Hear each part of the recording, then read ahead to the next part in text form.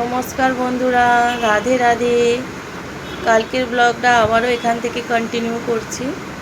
কালকে তো দেখিয়েছিলাম আপনাদের, ছেলে আমি মিলে গার্ডেনে একটু ঘুরতে গিয়েছিলাম। যাওয়ার সময় তো বন্ধুরা অটো করে গিয়েছিলাম, ফেরার পথে কিন্তু আর অটো নিইনি। ভাবলাম একটু হাঁটতে হাঁটতে গল্প করতে করতে চারিদিকটা দেখতে দেখতে ফিরবো। কারণ এই রাস্তাটায় না বন্ধুরা একদম আসা হয় না। কবে যে এসেছি তা আমার মনে নেই।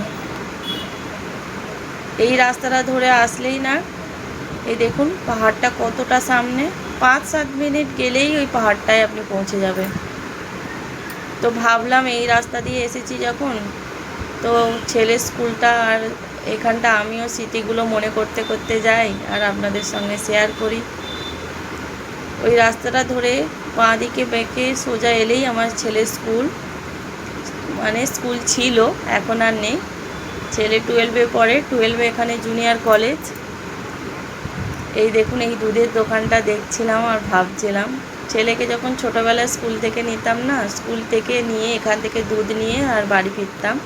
এখানে তাজা দুধ পাওয়া যায়, মানে দুধ দুইয়ে এসে যে দুধটা আসে না সেটা, আর নালে সব জায়গায় ঠান্ডা দুধ কবেকার কে জানে সেইগুলো পাওয়া যায়।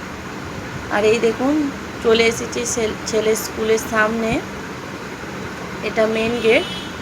আর এই পাশে না একটা ছোট গেট আছে যেখান দিয়ে স্টাফ টিচাররা স্কুটি নিয়ে যায় আসে, আর এখান দিয়ে বাচ্চাগুলোকে ছাড়ে নেয়।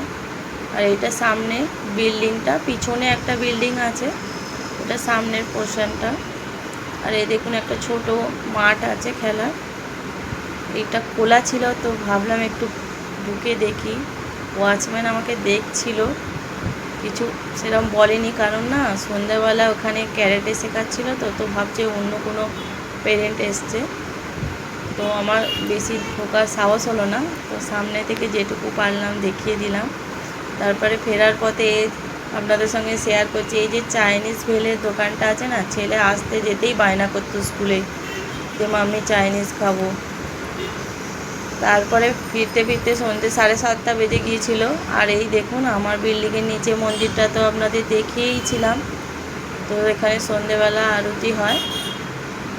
তো ভাবলাম যে আরতি যখন হচ্ছে একটু ঢুকে দেখেই যাই।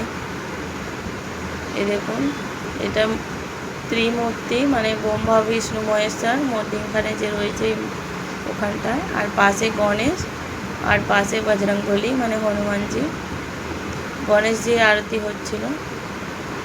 বলুন গণপতি বাপ্পা মোরিয়া।